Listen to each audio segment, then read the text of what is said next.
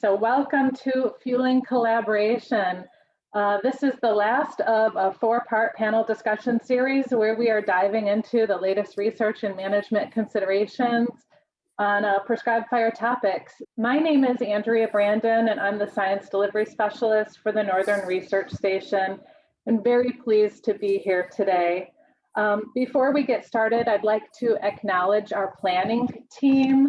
We have a really amazing group that's been working together to bring this Fueling Collaboration panel discussion series live to you. So just to quickly acknowledge Amanda Mahaffey with the North Atlantic Fire Science Exchange, Joe Marshall with Oak Woodlands and Forest Fire Consortium, Jack McGowan-Stinsky with the Lake States Fire Science Consortium, Jen Bunty, the Consortium of Appalachian Fire Managers and Scientists, and then Craig Mayer with the Tallgrass Prairie and Oak Savannah Fire Science Consortium, and then myself. We've been working together to pull to bring to you this Fueling Collaboration panel discussion series, and this team has been a pure joy to work with. Just want to say that they've gone above and beyond to make this series fun, creative, and informative. So our goal with the Fueling Collaboration panel discussion series is to bring together researchers and land managers to learn about and discuss the latest in fire science and management, and to build collaborative opportunities across the region. Today's discussion will be moderated by Joe Marshall, and we will cover the topics of timber management and prescribed fire. There will be several of the organizers will be moderating the chat window, so we welcome your active participation in the chat window. So without further ado, I'm going to pass it off to you, Joe, and Joe will introduce our panelists and provide a bit of an overview of today's discussion. Thank you, Joe. All right. Hey, thank you, Andrea, and thanks to all the fellow collaborators here on this panel discussion. Really excited about it. All right. So my name is Joe Marshall. I'm the coordinator for the Oak Woodlands and Forest Fire Consortium. I'm based here in Southern Missouri, and I'm really excited about this discussion. We're really fortunate to have leading experts here on the panel, and I expect a very lively discussion. The panel is comprised of foresters who manage timber in sites where prescribed fire is used, and scientists who are currently conducting related research. Dan Heggenstaller is an assistant regional forester with the Pennsylvania Game Commission and is based in north central Pennsylvania. Dr. Jan Wiedenbeck is project leader and research forest products technologist with the USDA Forest Service Northern Research Station and is based in Princeton, West Virginia. Dr. Dan Day is also with the Northern Research Station and is a research forester and project leader based in Columbia, Missouri. And Sean Mila is a supervisory forester on the Mark Twain National Forest based in Southern Missouri. So in addition to thanking the panel members for being willing to share their time and expertise with us today, I'd also like to recognize their agencies and institutions for their support. And I'm also really grateful for the participation of all the attendees today, and in particular for the questions that you submitted, which are going to guide this discussion. Today, we're striving here to have an informal discussion about the experiences, knowledge, and questions about prescribed fire in the context of timber management. I'd like to address the results of the first poll here in this slide about, is prescribed fire and timber management a controversial topic in your woods? So what did we find out about that? And it seems like it's a pretty normal distribution. Looks like most everybody says, yeah, it is somewhat of an issue. Perhaps it's not a great big issue on many, and there's not many places where it is not an issue at all. All right, so I'd like to provide a little bit of context and some food for thought for this discussion. Here we see total acreages burned under prescription annually on both the Mark Twain National Forest and on Pennsylvania Game Commission lands. These are trends over time. And so we see that there's a similar trend, exponential growth over a pretty short amount of time, but that these increases in acreage really started at different periods. In fact, they were staggered by about a decade across these two places. And I imagine that most of the attendees here would recognize this trend from within their region or within this agency, and that also your times would be slightly staggered. So as prescribed fire use increased over many parts of the eastern US in recent years, so did concern about fire in the woods, particularly fire in hardwood woods and where merchantable sized trees exist. Pictured here is a black oak in southern Missouri. This tree was 20 inches at diameter at breast height and had been damaged in a hot prescribed fire about 15 years prior. Now you can see the scar dimensions, the fire scar dimensions listed here, and you see there's a reasonably substantial fire damage, over 2 feet tall, almost 2 feet wide, about 5 inches deep. And so I'd like to ask one more poll here. What effect do you think that fire damage had on the value of the lowest log of this tree? So there's different options for the percent value loss, but also what I hear in the woods also sometimes is that, hey, that tree is probably best left as a wildlife tree. So we have answers coming in. This will be pretty neat. This tree is actually from a study that I was lucky enough to participate in. And so we're gonna be able to reveal the results. Okay, here comes a big reveal. All right, so we milled this tree in this study into dimensional lumber, and we found that on that lowest log, the value loss was about 8%, and that the volume loss was 3%. Now, there were also 3 logs above this lowest log in this tree. We call those upper logs. And if you consider the value of those upper logs, and we get what's called a whole tree value, the value loss there was actually down almost in half to about 5%. And so just as one example shows us, yes, fire does affect timber value. It's not negligible. Likely it is something to consider, but perhaps it might not be as much as would be intuitive out in the woods often. And I'd also point out the reason that defect is a little bit lower is much of that damage is retained in the outer parts of the tree that are discarded. We call those the slabs during the milling process. So fire damage within this 15 years, much of it is going to be contained within the slabbing material. And so relative to other fire management topics, research on this is relatively scarce and new.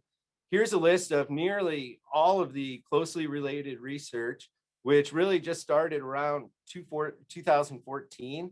We have citations and links available for these papers in the chat, and they will also be available on the Fueling Collaboration website. In 2016, due to a recognized pressing need for more information to guide management, Joint Fire Science Program released a region-specific funding opportunity notice to look further into this topic. And the specific things that this FON was addressing wanted to look at things that hadn't been addressed yet, including how timber quality was affected at stand and landscape scales on multiple timber valued species with potential different products than those red oak saw logs, which we had looked at previously, and also over longer periods of time. Ultimately, Mike Saunders from Purdue University, with a team consisting of Jan Wiedenbeck and Dan Day on this panel, designed a study that was funded by this funding opportunity notice. And they have been publishing since then results, and more are to come. And we'll be discussing some of those today. Okay, one last point of context that I'd like to provide. My office, I'm really fortunate. It's located in the Missouri Tree Ring Laboratory. And almost every day over quite a few many last years, I walk by this display piece that Rich Guyette made many years ago from a shortleaf pine stump that he hauled out of a Missouri holler in Shannon County. And he made this really neat kind of display piece. And I walk by it every day. And this tree had recorded 23 fire scars from the years 1711 to 1917. And it was clearly a stump that was cut. And so one point being, this tree produced a desirable and merchantable timber product, possibly despite or maybe because of this frequent fire regime that tree lived in. And this is not, of course, just something unique in shortleaf pine.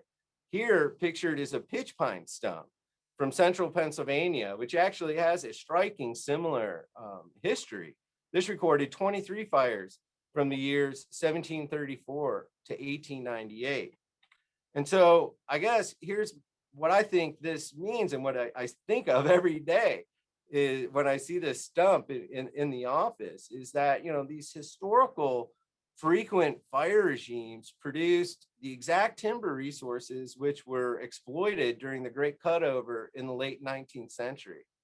And so I think this illustrates that there's a lot of gray area within this topic, and I'm looking forward to us getting into that gray area today.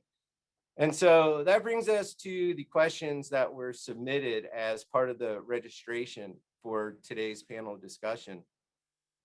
I categorized those, there were several hundred, and summarized these and found that by and large, they in general fell comfortably into these 4 distinct categories of topics. And these are the topics that we will be discussing today. And so with that, I'm going to now hand over to our panel, and I'm going to ask you, each panel member, to introduce yourself, and with a brief introduction, couple minutes, and then within that introduction, please answer this question: how or why is this topic important and interesting to you within your professional role at your agency? And so, Dan, I see you first. Dan Day, can we start with you, please? Sure. I'm Dan Day. I'm a research forester with the U.S. Forest Service Northern Research Station, and I'm officed out of Columbia, Missouri. I'm also project leader of a research unit there that includes experts in soil, silviculture, wildlife, songbirds and bats, and landscape ecology and management. And we're on the western edge of the deciduous forest where the tall grass prairie meets the eastern hardwoods. And there was a long history of fire here, and a big part of state and federal and conservation groups management goals these days are to restore the more open savannas and woodlands that occurred in the past and that are missing from the landscapes today. So there's a lot of management interest in using prescribed fire for that. And there are more specific needs for prescribed fire to try to promote oak regeneration and pine regeneration too, in a more forestry, silvicultural, traditional context. And so I and my unit spent a lot of time studying fire effects and developing management regimes to deliver the positive ecological benefits that fire can provide and to minimize the negative impacts. And one of those is the impact to timber volume and value. Certainly that represents the economic profits that we can derive from our forest lands, and that helps us to survive and to also pay for the other types of management we want to do that cost money and currently have no market values to help carry the cost of the activity. I'm a traditionally educated forester, and I've been a forester my whole adult life. And I was trained that fire is bad and the cows are bad and get them out of the woods. And over the course of my career, I've kind of come full circle to accepting prescribed fire and seeing the need for it to manage the fire dependent ecosystems. And so it's just really exciting for me to learn how to live with fire again. Great. Thanks, Dan. Dan Hagenstaller, can you please go next? Yep. Hi, my name's Dan Hagenstaller, Assistant Regional Forester with the Pennsylvania Game Commission in the north central part of Pennsylvania. So I work with a whole bunch of folks here to manage our public state game lands, which is the public land owned by our Wildlife Management Agency for wildlife habitat, which includes doing everything from conventional timber sales, and I work primarily in mixed oak type forest, but also some kind of moving up into some northern hardwoods. So everything from conventional timber sales to woodland and savanna kind of restoration work. So we're balancing the need to responsibly harvest high quality saw timber with doing all kinds of habitat and ecological restoration. And I think what is maybe an interesting perspective from us in Pennsylvania is that we're coming at this relatively recently compared to some of the southern and midwestern states. So our markets aren't used to it. We're still learning how to do prescribed fire really well in a lot of cases. So we have a short history at it, but we're really ramping up and have learned some lessons already that I think are valuable. Thanks, Dan. Dr. Jan Wiedenbeck, will you please go next? Just Jan, please. Okay. And I'd be pleased to introduce myself. I am a research project leader with the Northern Research Station, a colleague of Dan's, and the group that I am project leader of, the two groups are in the Appalachian region. So units that are in West Virginia, Pennsylvania, and down in Delaware, Ohio. And those places, unlike where there may be a history of some prescribed fire more in the central hardwood region, the Appalachian region, as Dan Hagenstaller just said, is really ramping it up. Same in West Virginia has got notions and making efforts. Monongahela is, the Allegheny is, the Wayne has had a program for a while. But with research foresters in the group, where I have a background in hardwood processing and quality, but research foresters in the group like Tom Schuler, who is now in Washington office, Melissa Thomas Van Gundy, Pat Brose, and several others who've looked at fire.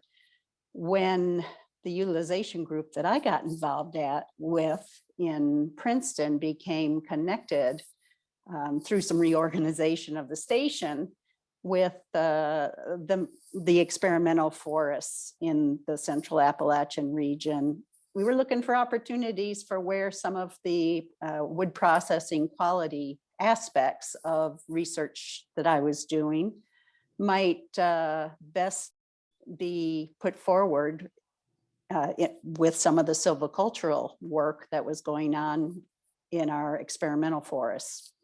And so in about 2012, we started looking at some of the prescribed fires that had been used on the Monongahela National Forest and did a very small 80 log sawmill study. It was 20 logs of each of 4 different species.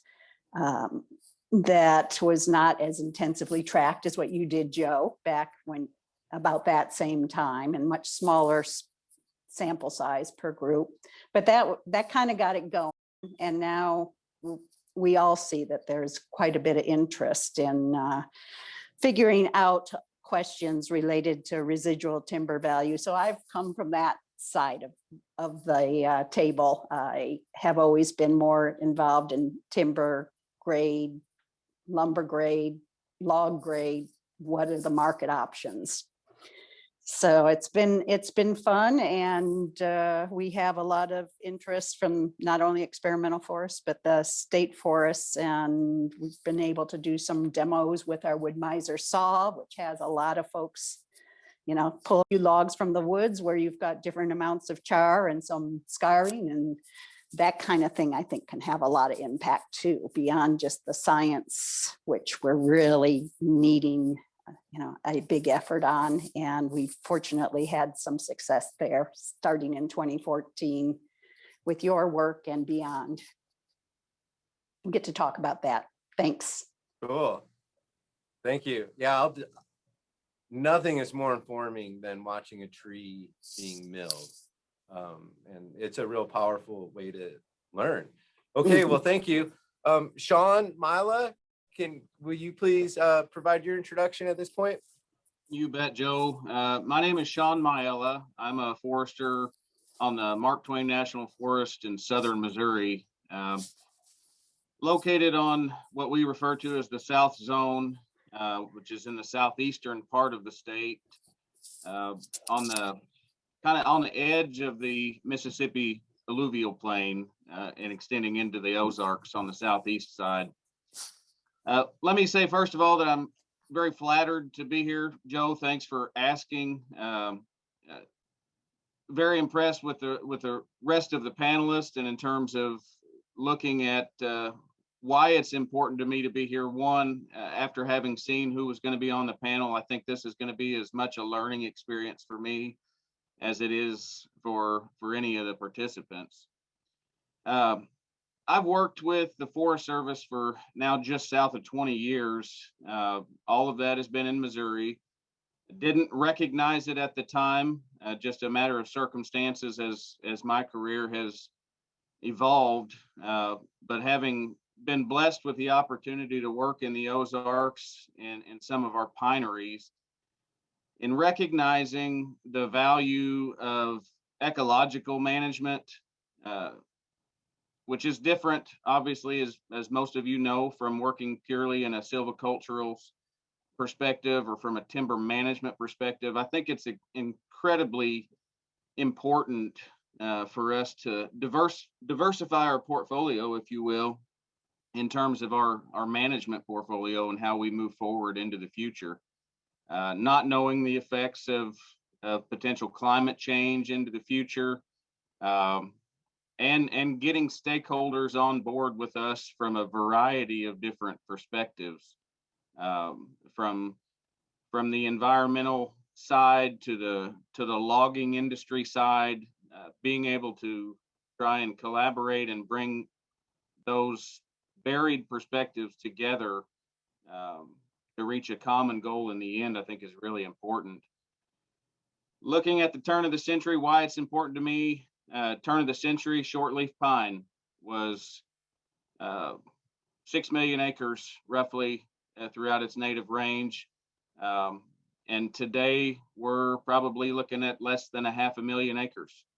A good portion of that happens to be where I work, and trying to understand how natural fire could be replicated to sustain that shortleaf pine component within its range and enhance those natural community types is critical for the survival of the species as we move forward.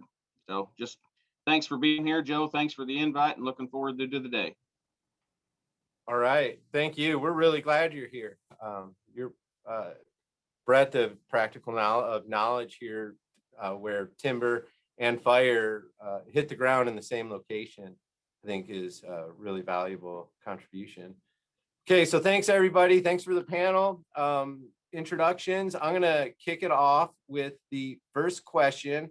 I'm gonna first just read the direct question from a registrant, and then I'm gonna add my spin to it and then hand it off to part of the panel. So the direct question is, being from a state agency that is currently surviving the next budget cycle on timber and gas revenue, our agency administrators are very hesitant to sign off on a burn in general, and even more if they think for a second it might lead to substantially reduced future timber revenues. I hear this in conversations with folks beyond just this one question. I think it resonates probably with all of our panelists and our audience. And so, Jan, my question, I'll lead it to you, and I'll certainly encourage Dan Day to jump in, and then the other panelists as well. But the previous work that we did here at the Missouri Tree Ring Laboratory showed that there's in general 10% value loss to butt logs, the lowest log, when fire scars were over 20 inches tall and within the last 15 years. From the research you all have been conducting now, resulting from that Joint Fire Science Program 2016 opportunity, what have you learned about how value and volume losses occur at stand levels? And so not just the individual trees, but what does this mean when we're talking about the actual management units that people consider in terms of stands or even sometimes landscapes? Well, one of the things we found in the woods in terms of timber value, as opposed to walking it up to the sawmill and board value impacts, is that based on stands that we've looked at, this Mike Saunders and grad students and Dan and I will take a second to mention David Mann and Shannon Stannis, who were two outstanding grad students who worked on this as well.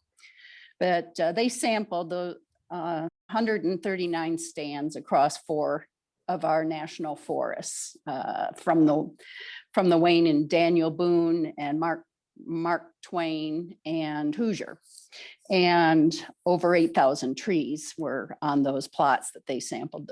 And what they found was that there was the main factor that they were seeing was an increase in the value and volume loss based on how many fires had been put out.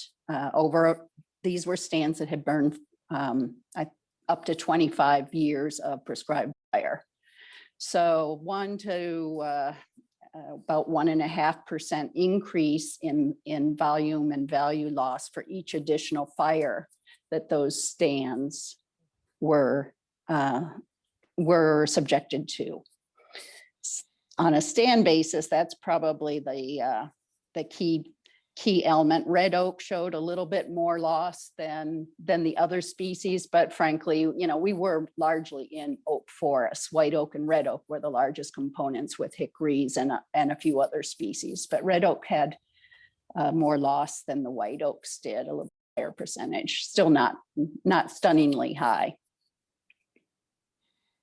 Dan, do you have some additions, key points you wanted to pull out related to that? I would just say, in addition, that it's important first that we understand what those losses actually are. And studies like what Joe has done and what you and Mike Saunders and the rest of us are doing is defining that. So that gives managers real data, real understanding to make the decisions. Is it worth the cost to get the benefit silviculturally or ecologically?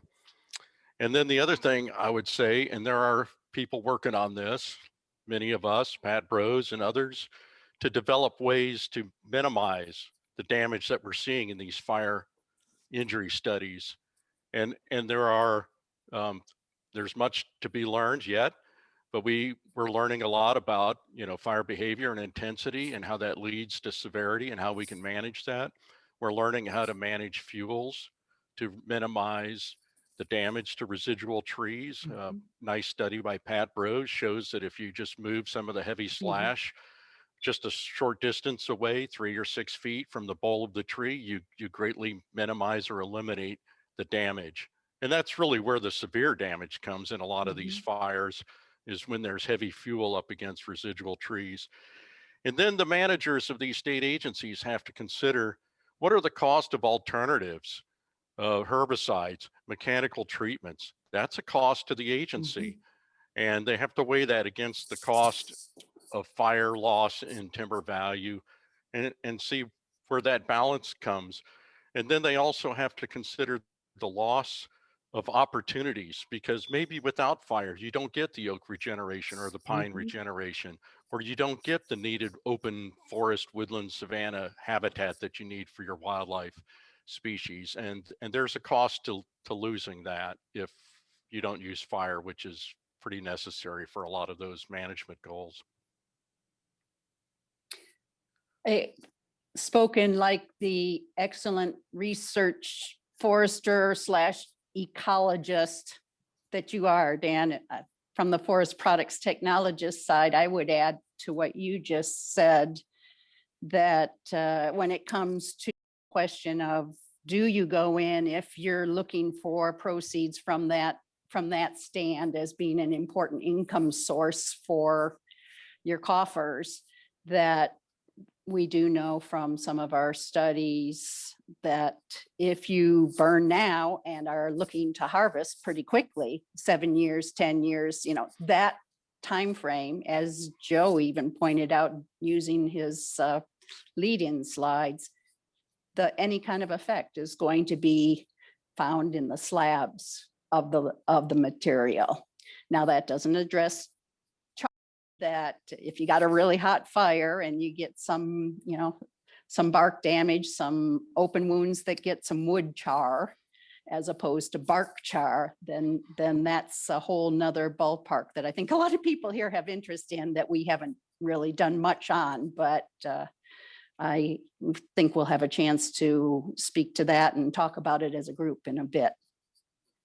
Another thought I had was, and it probably mainly pertains to private lands, but then again, that's where most of our forest resource lies in the eastern US, is that there are profits that can be made by lease hunting. Now, maybe you don't get that on state lands or federal lands, but certainly private landowners can gain some revenue by that. And maybe the prescribed fire regime is necessary to manage the habitat for game species that support a lease hunting revenue stream. True. Dan, that's a good topic for a future panel discussion right there about alternative funding streams that prescribed fire might benefit. That's neat. So you guys are talking about, the volume and value loss at landscape scale or at the stand level. And I know this from my personal experiences, a lot of walking around prescribed fire units, looking for timber, looking for damaged, merchantable sized trees, done it in many states and in many systems. And I tell you, it's hard to find, I have anyways, to find appreciable damage on large trees that are being managed for timber products. It's like, you got to look for certain locations where those treetops were jackpots, like Dan Day just mentioned, or maybe some extreme microsite topography, something of that nature. So I found it to be hard to find substantially damaged. What about you all? I guess, Dan and Jan, I'm curious, like for your studies, did you find scarring was frequent? I'm sorry, was scarring frequent across the landscape? We found that about 15% of the butt logs had some indication, and with a small amount of cull, usually less than 5% cull associated with it across all of these forests, including, the studies where we've got multiple burns, up to 5 or 6 burns, for instance, on, out on the Mark Twain. We found, however, at the same time that only one of the trees that we've looked at had an actual Forest Service tree grade change based on that. So there was a little bit of cull. A lot of cases that, that cull be trimmed off in the sawmill, or edged off to a narrower board. And that's in fact what we found too. All right. Now that's my experience too, not only in the studies I've been involved in, but in reading the literature. And I want to give a shout out to Kevin Smith. I know he's on this, and he's a Northern Research Station scientist who has done and continues to do work in fire injury and tree responses to that. And he's, most recently in 2017, worked with Mike Stambaugh and myself on wound closure rates in White Oak in Missouri. And that's a really nice paper people need to look at. But, from his work and from others, the evidence is that a third to a half of the trees in a stand may be injured somehow, but those injuries are often small and the wounds close pretty quickly, like within 5 or 10 years at most, depending on the situation. And closed wounds are much less likely to lead to decay and loss of volume or value. And so there's lots of injury. It's often small. This is in the prescribed fires, not wildfires. That's a different story. And the trees have defenses to compartmentalize those wounds and to close the wounds by, diameter growth and bark closure. And you talk about bark closure. I'll just add that, that Kevin and others have done a lot of work on that. And although a bark overgrowing a wound often is a little bit thinner, that's really got the protective factor to it still, maybe not quite so much. And it is a factor that land managers, prescribed fire folks need to consider and are considering when they're deciding whether we put a fire out this year or a year or two later, as well as when's the best opportunity for the regeneration stimulus potential that you're looking for in a oak hickory forest or oak regen situation where that's your focus. And another thought is all this information is fundamental to our understanding of how we can minimize the loss of volume and, most importantly, value. To know how quickly trees can recover and defend themselves, to know how over time the decay develops, and by knowing those timeframes, we can, with future harvest, remove trees before the loss occurs or gets, more than we want it to. Unfortunately, I know I can. I'm sorry, Dan Heggenstaller, what were you going to say? Could I jump in on it also? It's, as I listen, it's helpful, I think, at least in the kind of forest and situations we're working in up here, to sort of separate out, and I don't know the original question, if it was really more geared towards silvicultural fires or kind of ecological restoration situations. And of course, those can blur together, but I think it's helpful to differentiate them as when you can, because they're going to have very different effects. For example, when we use fire here in the oak shelterwood sequence, either after the shelterwood cut or after the overstory removal, if it's after the overstory removal, I guess we don't even, there's not a big deal. But if it's after the shelterwood cut, most of your value is still there. But I would say we're typically going to be burning that stand only 1 or 2 times, maybe only 1 time if you kind of hit it just right. And in that scenario, you're really trying to achieve pretty specific objectives related to competition control. And so I think, going back to that original question, if the forester has deemed it necessary or the very best option to regenerate that stand successfully, sustainably, is to use a prescribed fire during that silvicultural sequence. I mean, I view that just like using an herbicide, treatment in there. And so I think, as Dan Day said, it's about, there's all kinds of ways to mitigate risk in that situation, dealing with slash, picking the right kind of day, using different ignition tactics. And what I would say is what we've seen is that we can meet those silvicultural objectives. So getting a good top kill of the oak regen and all the interfering species with really minimal fire behavior. And there's without any kind of scarring at all. I mean, just a little bit of bark char. And I think what we're dealing with in Pennsylvania, probably, partly because we're just new to the game, is, we're selling timber to a market, and it's really all about perception in the short term. In the long term, I think the reality of the situation will become more apparent to buyers. I mean, it's really competitive market. So if somebody buys a timber sale for a song that has a little bit of what appears to be like severe char, and it turns out that all the wood is fine, I think word will get around pretty fast. But in the short term, we're dealing with a perception issue. So what we've seen is, if you don't have tree mortality to speak of, and you don't have visible scarring, all you have is a little bark char, there's no issue. Not only is there no issue in reality, but there's not even much of a perception problem there.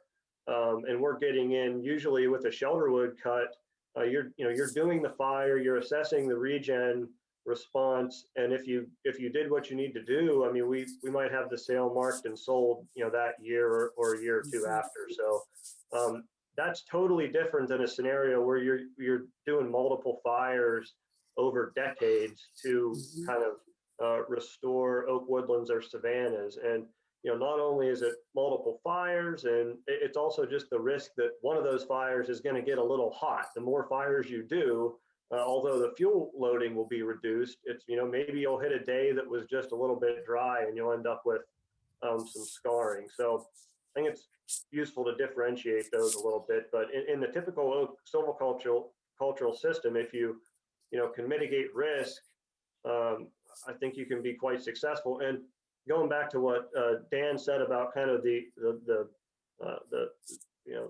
loss of revenue. Well, the reality is, for us, like if we have an oak shelterwood stand that won't be successful without the fire, we probably won't harvest it until we can do the fire. So from an agency revenue standpoint, the fire might be the thing that's holding back the overstory removal.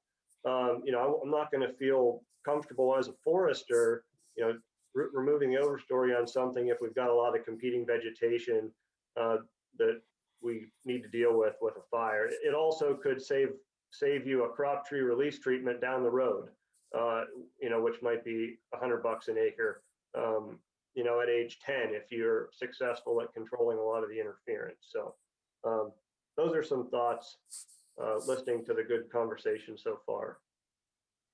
I think, I don't know if we need to move on, Nod or Joe, but a thought I just had was some important factors when thinking about fire injury and damage and volume loss is the size of the tree when it's injured. And I mean, if you have seedlings and small saplings, they're probably going to be top killed and they'll sprout back. And if they're in the open, the growth loss from the top kill will be quickly recovered. And they may be in a better, more competitive position because of the fire knocking back the competition too. And those sprouts will be uninjured. They'll be sound stems. And a lot of what we've been talking about up till now has been fire applied in mature forest, where saw timber sized trees over 10 inches in diameter or larger are being scarred for the first time. And so we're seeing that those injuries are small, and if the trees are harvested within 15 years or 10 years, then the loss is minimal. And Joe, I know you pointed this out in your fine paper. The vulnerable size class are the pole size trees, where if they're scarred and they're going to be in the stand long enough for significant decay to develop, and you may see over 30 years, perhaps as much as a third of the volume loss in that butt log, especially in red oaks, not so much in white oaks. And so those are just things to consider, what stage and stand development are the trees when you apply your fire. And I'd also, Dan, I appreciate that point. That came up, I saw in the chat questions, people were asking about, is there a vulnerable size class, a size class maybe that's more vulnerable to exaggerated damages, and what you spoke of is exactly that. Boy, I'd like to discuss damage to residuals for many hours. There's a lot to talk about, and I have a little list over here I'm working on of things to come back to related to this. But I do want to move on to make sure that we include some of the other questions at least. And Dan Heggenstaller, your comment just was a great segue into the next question that I'd like to pose and bring to you all. So registrant asked this question: how does prescribed fire impact the ability to sell and use timber?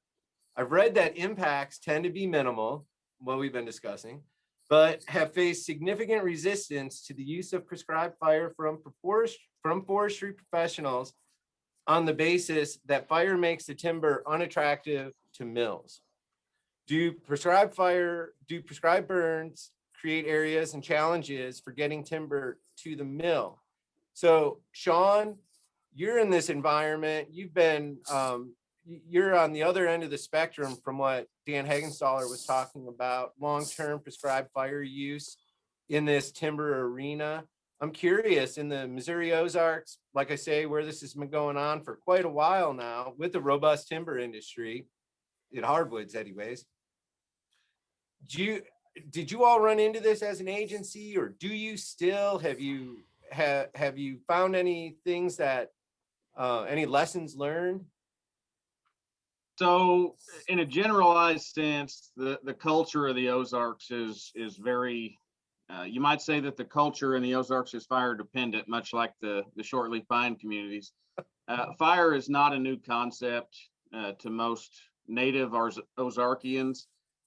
It's been used on the landscape since before the Forest Service was present in southern Missouri, and continues today.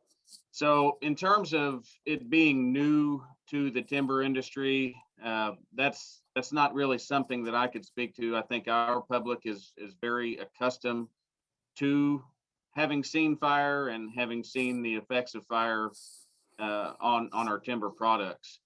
Kind of speaks to some of the char questions, which I'm sure we'll get to in a little bit. But the only negative impact that we have seen with regard to the effects of prescribed burning is, and it's a very, very small market for us to begin with our small diameter utilization. Much like the rest of the country, we struggle with the utilization of our small diameter material and having a place for that to go. Thought we had a silver bullet here several years ago. Had kind of an ingenuitive timber purchaser that basically was trying to find a niche, recognized how much small diameter material we had, in particular pine, and it approached us with basically some ideas about how to move that on a large scale. He had a contract with the paper mill, which is about 100 miles one way from our nearest district, which kind of explains why it's such a limited market. But I thought that was the silver bullet for us in terms of our small diameter utilization, until he found out that they would not take any char on their material. At that time, they were making high quality white paper and basically didn't even want to see black flecks come into the facility. We discussed debarking. I think he saw opportunity in even debarking the smaller diameter material prior to hauling it there, and they shot him down. I think that's largely due to the fact that there's so much small diameter material available. It wasn't worth the risk, at least the perceived risk to them. But in terms of our primary markets, our saw timber markets, really no adverse effects from prescribed burning whatsoever. Even on these mom and pop mills that dot the Ozarks, they receive, loads of logs that have a lot of char and it's not a big deal? That's right. And the question that someone asked earlier about the landscape level management with prescribed fire, one thing that I felt like probably needed to be said in terms of the application of fire to the landscape, and what that landscape level effect is. Dan kind of touched on it, but in terms of looking at the seasonality of burns and the intensity of those fires, particularly in an area that's been void of fire for an extended period of time, and that accumulation of fuels, bumping especially those first burn rotations where maybe an area hasn't seen prescribed burn for 30, 40, 70 years, whatever it might happen to be. That accumulation of fuels leads to increased fire intensity. And so we have to look, and this was a lesson learned for us as we started applying fire at the landscape level, looking at ways to mitigate those intensities in terms of seasonality on the lower end of the prescribed burn matrix, especially for those early fire entries. One other thing that we've done to somewhat combat the fuel loading, and we talk about a pre-harvest burn. Our typical model, whenever we can, and there is a lot of logistical coordination that has to take place, but our typical model would be to enter an area with prescribed burning before any timber harvesting is done, so that we can reduce that accumulation of fuels, and then follow that up with our timber harvest activities, so that the next burn rotation won't have quite that punch that's associated with the accumulation and the activity fuels. So trying to reduce those fuel loadings in phases in conjunction with the timber harvest has paid dividends for us in terms of how that landscape is affected. The more rotations that we have on that particular burn unit, the more time that progresses, the more our burn windows can kind of open up into later season, higher intensities, and so on and so forth. So, but starting off slow and easy has been key for us in terms of trying to maintain that merchantability without defect. Yeah, I think we learned a lot of those same lessons maybe 10 years after you did, probably up here with the big fuel loading issue we have in a lot of the places, particularly the places we're trying to do kind of woodland and savanna restoration, is real heavy mountain laurel, which burns pretty hot. So it's interesting to hear your kind of strategy there. Ours is a little different, I think, probably because we have a pretty robust pulpwood market. It's volatile for sure, and you never know how you're going to hit it. But we can pretty reliably move. I would say certainly anything 6 to 10 inches, sometimes even smaller diameter stuff than that. And so initially we were thinking, 7, 8 years ago, we would use fire to kind of deal with that stuff. But what we've learned is that's not really very effective. If you're killing 6-inch red maples, you're probably killing a lot of 12 and 14-inch oaks. Also, it's just a really fine line. And the reality is there's very few instances when we don't want to get that whole material out of there anyway for either silviculture or ecological purposes. So whether it's a shelter wood, prep cut, or the first entry in a woodland restoration where we're trying to reduce that overstory density in basal area, we want that all that kind of fire intolerant, I guess you could say, species. Some of them are pretty tolerant, but in our neck of the woods, it's red maple, sweet birch, black gum, sassafras, and so the kind of direction we've gone over the last few years is to get in first and do that pulpwood harvest. It'll typically be everything 2 inches and up, to some certain diameter, and then, we might mark some extra trees, has to come out first. And so if it's got really heavy mountain laurel, we kind of use that sale. I mean, those are typically mechanized operators that cut those kind of jobs. So you can kind of hope that they'll crush the mountain laurel and grind it up a little bit, and or at the very least, kind of put some skid trails through, which will, reduce the continuity of that shrub fuel layer. And so, you get the value of the pulpwood out, which, I mean, that's kind of the least important thing. I mean, it's not a huge value. I mean, we do salvage that value.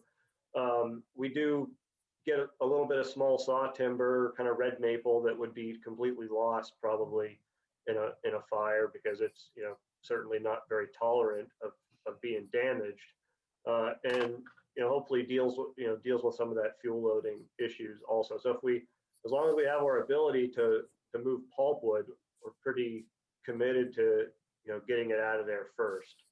And we also, the earlier fires that we've done where we didn't open up the canopy and remove the pulpwood, we're just not seeing a lot of the understory results. And I think the literature, there's tons of literature that supports that. I mean, if you're not getting some light on the ground, and you're probably not going to do it real well with just a low intensity fire, you're not going to see those understory effects that you want to see. The one thing with regard to your last comment there, and we're talking about vastly different landscapes with different objectives or different species. The one thing that I think we struggled with as a group when we first started was that instant gratification need, and the fact that we recognize that this is probably going to extend beyond our careers in terms of that final desired result. I may or may not ever get to see that in my career or even in my lifetime. And being okay with very slow baby steps is I think what got us through a lot of challenges in terms of our management team. Had a very diverse interest set, you might say. Everybody had different specific interests on the same landscape, and kind of coming to terms with the idea that this isn't going to be an overnight thing as a group was also a big challenge for us that we've overcome. Yeah, that makes a lot of sense. We only have a handful of units that we've got through even our second burn, and I can say for the other folks kind of embarking on this, if you have enough light and the conditions were good, some really cool things seem to happen after the second burn. I can't really say why, but so we're certainly in the initial phases. I'm glad to hear that it takes a little time, and we'll be keeping at it. I guess one thing you're making me think about is I forget who defined this. I want to say a traditional definition of silviculture is the art and science, and managers have to apply art, based on their professional judgment and experiences, because the science is always, lagging behind or not quite there or can't answer every question. But so these are really great points you're bringing up about baby steps into it, the management of the fuels to minimize damage. And then Dan, you said something about, the importance of light, and whether you're putting focus on developing a ground flora in a natural community restoration, or if you're trying to get light down to the pine seedlings and oak seedlings, the sequencing and timing of fire in combination often with thinning or harvesting is important to get the light to the seedlings when they're there and need it, but also to be careful that the fire doesn't kill those seedlings, because even though we talk about oak and pines being fire adapted, they have vulnerable stages in their life cycles, and small seedlings, new germinates, or small advanced reproduction is a vulnerable stage. And that's why you often see people like Pat Rose recommending doing a shelterwood cut to try to grow that oak and pine advanced reproduction to larger sizes to where they can be more vigorous to sprout back when you do apply fire. So that's important to think about in developing prescriptions to favor pine and oak or the ground flora.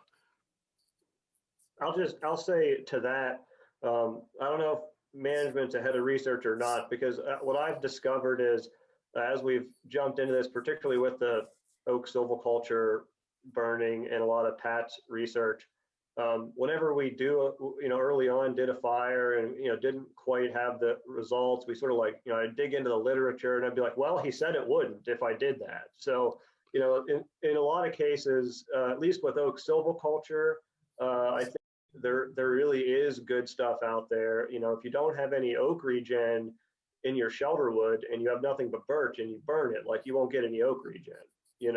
So there's pretty well-defined parameters for some of those practices, and we've found that if we follow them, that it's highly effective. Put it that way.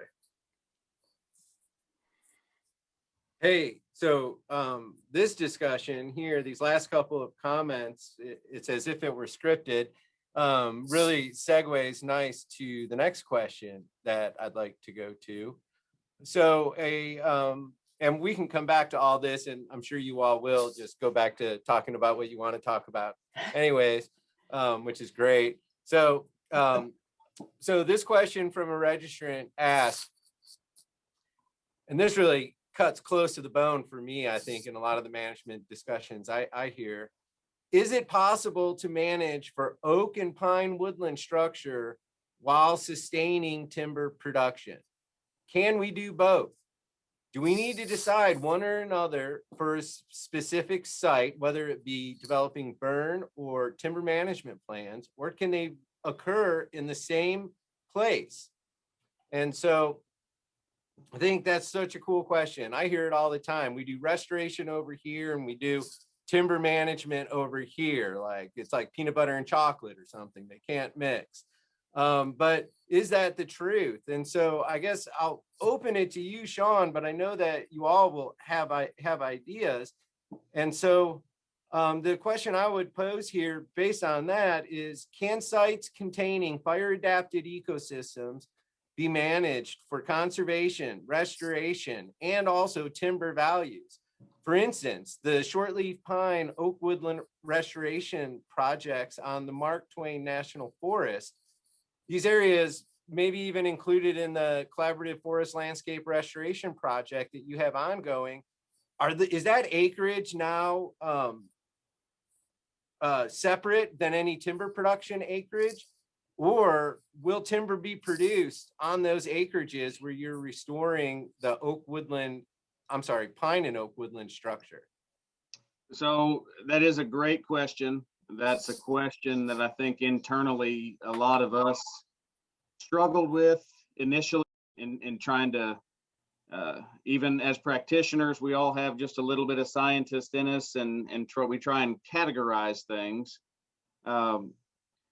And my disclaimer to this is, when I talk about the things that we do, my experience is based on pine restoration, in terms of applying this to a high value hardwood type of setting, say on the Allegheny, looking at black cherry production. I don't know anything about that. But in terms of the pine restoration areas where we're working in our pine oak woodlands, I absolutely think that it is achievable. We do have different management prescriptions within our forest, within our districts, where the management emphasis is maybe slightly different. One management area basically is identified as a general forestry or timber production as a primary objective of that management prescription. In the areas where our restoration work has been ongoing, timber production is not removed from that equation at all. There are some trade-offs in association with the application of fire. And I can't remember, one of the Dans had mentioned something that jarred my mind. It made me think about the exchange of energy. When we look at the energy that we're trying to put into timber production in our general forestry areas, compared to the energy that we're trying to basically refocus a portion of that energy from that growth and yield of those sawtimber trees down to other layers in the system, particularly that flora, that fauna, the grass and forb understory. Trying to transfer that energy down to the ground to basically meet a whole lot more objectives than just timber, but timber management is still an objective in those areas. In some of our species, the rotation ages a little higher than in our general forestry areas, but eventually those areas will be regenerated, at which time fire will likely have some exclusionary period to allow those younger stands to advance into a more resilient state. And that's one place that I know some of my colleagues, particularly our silviculturists, have been engaged with Dan and John and several folks in terms of trying to identify what does that exclusionary period look like. And we're on different parts of the zone where I work. We're trying some different things to try and get a feel for what those exclusionary periods might look like. So it's a really long way of saying that absolutely, yes, I think they can coexist on the same landscape. So just to drive this home, you expect in these management units where you're using recurrent prescribed fire for woodland conditions that there will be sufficient volume on a unit to warrant timber harvesting, and to make it economically feasible. Yes, and we're early on in the process. Some of our oldest areas of restoration would date back to the mid 90s. But in terms of our initial phases of harvesting, we're seeing actually higher volumes per acre on those stands now, obviously, because we're trying to open up the canopies more, as opposed, instead of just a commercial thinning, we're doing what we have began to refer to as a restoration thinning, where we're opening up the canopies a little bit more. Kind of a sweet spot for us has been at 50 to 60 square foot, in order to still maintain some wind firmness, but allow some sunlight to the ground to try and encourage that grass and forb understory in conjunction with the fire. So a little harder thinning perhaps than what we would typically do in a stand that was managed purely for timber production. But our volumes per acre in this early phase are obviously they're paying the bills for us right now to a large degree. And I would expect that over time, those volumes per acre will be reduced compared to what we're seeing today. But I am confident that we will have viable and merchantable stands into the future. I agree that they go hand in hand, the ecological restoration and habitat restoration and merchantable timber production. Closed woodlands have as much merchantable volume in them as what we would call a forest. Basically, they're a forest without a mid-story, and a botanist can tell you all the specific types of plants you would find. So there's differences maybe in the ground flora between a true forest and a oak woodland, but timber volume wise, they're very similar. And then of course, as you go from there down to a savanna, you have less and less trees, so you have less volume. But the volume that's out there, there's no reason why it can't be merchantable and sellable when and if you ever do harvest it. And maybe you're not maximizing timber, but it's there. And I just think back to the example, Joe, you showed of that pine stump. You know, there's a documented, well-documented history of frequent fire in much of the eastern U.S., especially in the Missouri and Arkansas Ozarks. And that fire history was going on for thousands of years. And when the Europeans showed up and came in with the first, there was enough volume and merchantability there to develop the first timber industry. And so merchantability is not mutually exclusive with restoration. There was exceptional timber at that point as the product of that frequent fire for a long time. Fascinating, isn't it? What other comments might our panelists have on this question? I'll add quickly. I have a little different perspective. Maybe I'm just a stronger desire for categorizing things. I really like that. But I actually think that, you know, it's one of these where initially I thought I was disagreeing, but the more I listen to you guys, I think we actually don't greatly disagree. And Sean hit a lot of the really good points. I think part of the difference here in Pennsylvania might be that the site types that we are prioritizing for woodland restoration are really poor quality sites, because that's where it seems like we're most successful. It's where we have the most evidence for historic fire, and Joe's been in some of these kind of places. And so, you know, we're talking oak site indices of, you know, 40 to 50, some places, dominated by chestnut oak. They used to have pitch pine. If they still had pitch pine, maybe it would be really, really nice pitch pine.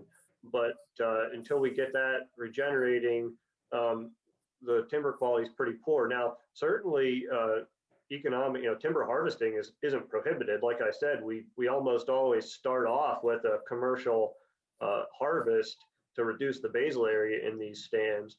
And we're taking it right real similar into that 40 to 60 square feet of basal area range residual after that initial harvest. And so obviously, you know, if you want it to be an oak woodland forever, you need to regenerate some seedlings, like Sean said, and you're going to have a fire-free period. So I would foresee at some point needing to go in. I mean, as if you have 60 feet of basal area of chestnut oak, and most of them, you know, survive for 50 years, they're going to be pretty big crowns, and, you know, your relative density is going to be high, and you're going to need to create some canopy gaps or more light to help recruit that next cohort of overstory trees in your woodland. So I foresee harvesting in them eventually, but it seems like the harvesting and generation of revenue in there is more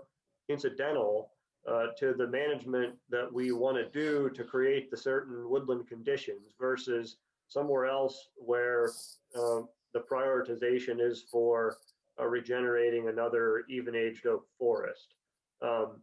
So I don't know if I have a different viewpoint or not. It may be the same exact thing that they're saying, but there are trade-offs, and I think the question, the way it was phrased, something about, can you sustain timber, you know, harvesting, or I would say sustain would be difficult, because that kind of makes it sound like it would be comparable to somewhere where you're prioritizing, you know, more conventional timber management. But it has to play a role. It's integral, I think, to doing it successfully. So you're going to be doing it. It's unpredictable when you're going to be back in there and how much you're going to cut, but it definitely plays an important role. I don't think we disagree at all, Dan. I think you're making a very nice qualification and point about the influence of site quality and potential productivity of a site, you know, and some of the sites where maybe the fire was the most frequent and our restoration is centered are the lower quality sites. And so the site just limits the productivity. Although there are some decisions, and I saw there was a question along this lines of the effects of species composition on value loss. And you just made a good point of you can have low quality hardwoods on these sites, or maybe more valuable merchantable pitch pine.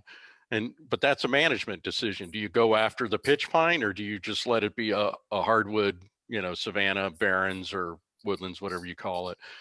And that can have an influence on, the merchantable value of that site, even if it's low quality.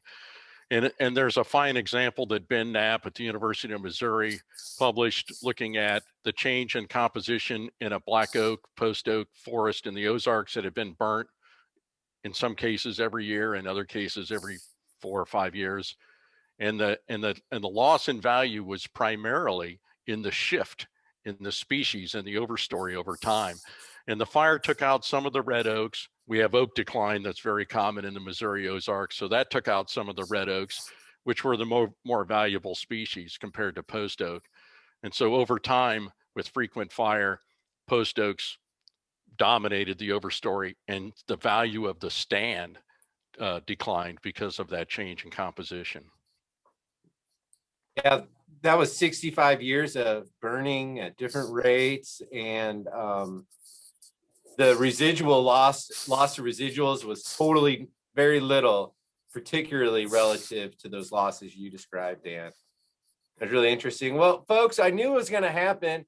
Time is going to go by fast, and we're not going to get to everything. And we've got about 7 minutes, perhaps, before I get kicked off here as moderator. And so I do want to save time just for this one topic, which really was of high interest in the submitted questions. And that's, well, what about char? That came up. It was quite a big series of questions. We've all looked for research. To my knowledge, there's not existing research or that I could find. I'm going to throw it out to you all, but I'll just comment that I did discuss this with a timber manager from a big timber company out of Minnesota, Bell Timber. And because here's the question that came in about char, is that I hear from our foresters that burning causes chars, which is then unacceptable to loggers and the paper mills. Is this grounded in fact? And if so, is there ways to mitigate the risk of causing char? And so this timber industry rep I talked to, he said it is absolutely a fact. And it is grounded in truth. And they have and it depends on the products that you're going to and what the ultimate products are, whether it be fine paper or wood chips. But if it's fine paper, they have zero tolerance for char. In the level of parts per million, 1 part of char per million, whatever unit of wood will contaminate the whole thing. So I wonder, what do you all know about that beyond what I've just stated? And are you aware of mitigation efforts, or is it perhaps just time? So, with a few minutes remaining. Okay, I'll take a stab at it. There is a need for research in this area. It is, from what I've heard talking to procurement folks in the procuring roundwood for pulp and paper, it is so dependent on markets. You mentioned that, and on the grade of the pulp and the type of pulping process that's used. If you're looking for a lighter color grade pulp, a bleached kraft or sulfite pulp, then it's absolutely an issue. The charcoal is an inert, it's an inert, inactive particle that bleach doesn't work on, that becomes a really big issue if it's in the wood. Now, I did talk to a procurement person for West Rock. They have pulp mills all over the eastern and southern U.S. And they said he told me that when he was procuring in Virginia, he's not there anymore, but they often looked at it, however, as a source for a lower price pulpwood, because one of the 3 plants that he pulp mills that he was procuring for. A little bit of char, he said up to 6 feet, they didn't worry about it much because it would come off in the debarking you have to perhaps do some sorting as an option to where you have heavily charred stem, roundwood stems, ones that are minimally charred, ones that show no char, if you want to take advantage of some of those options for lower price stumpage that you might be able to get for that grade that where you have some char showing up. The other thing, he said there was a rule of thumb, charred bark on trees up to 6 feet, no concern for him in procuring for craft grade that was being sold to like paper bags, newspapers, things like that. Now that's not bright white. And so it's so very dependent on that market. That rule of thumb is one thing. I thought, they probably people who are concerned about char, it's a rule of thumb. That's an area that we could really be helpful, I would say, in science to help shed light on that. What kind of debarkers, how aggressive should the debarking be? You lose volume. What's the volume trade-off if you're aggressively debarking? That's the little bit I know. There's a lot of need here. The gentleman I talked to, he said it becomes a non-issue typically in 7 years. That the char, you can typically not tell that there's char, which means you won't get, challenged about it after 7. Curious about Dan Heggenstaller. Is this creep up in your neck of the woods? Yeah, absolutely. So we operate basically with the idea that if it's charred pulpwood, it can't be sold. And so we cut it first ahead of any fires. And so that has caused us to put, thousands of acres of burn units that were laid out and ready to go kind of on the back burner until we could get these pulp harvests completed.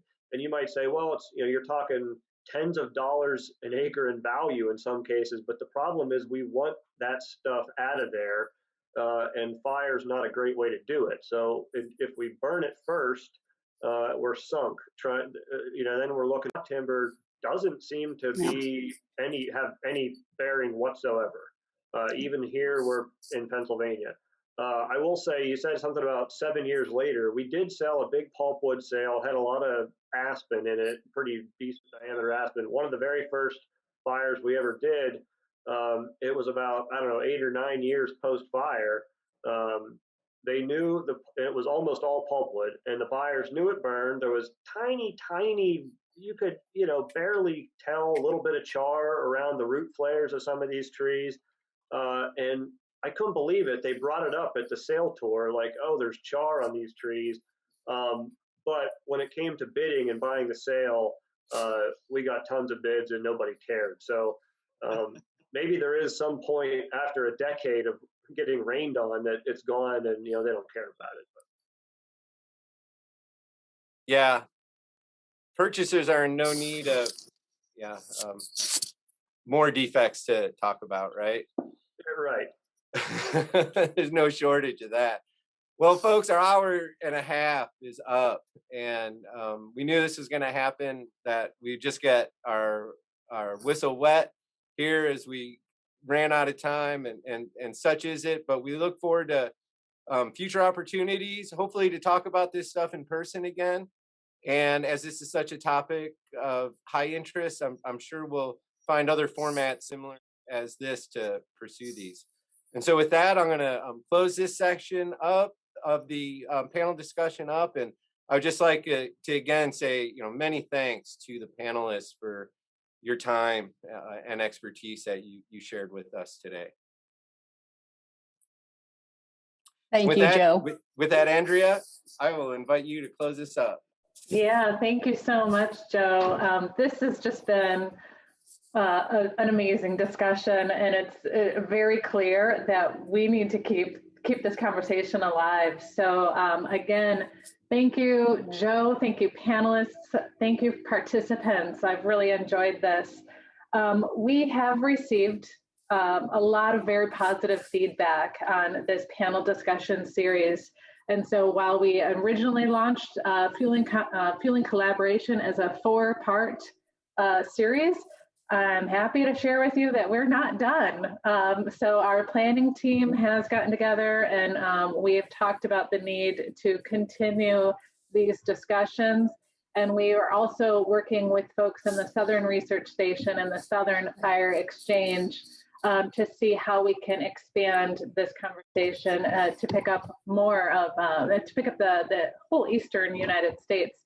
So I'll just say stay tuned because we will be we'll be continuing this. So also I think it was clear from our conversation today that there's a need to continue talking about char.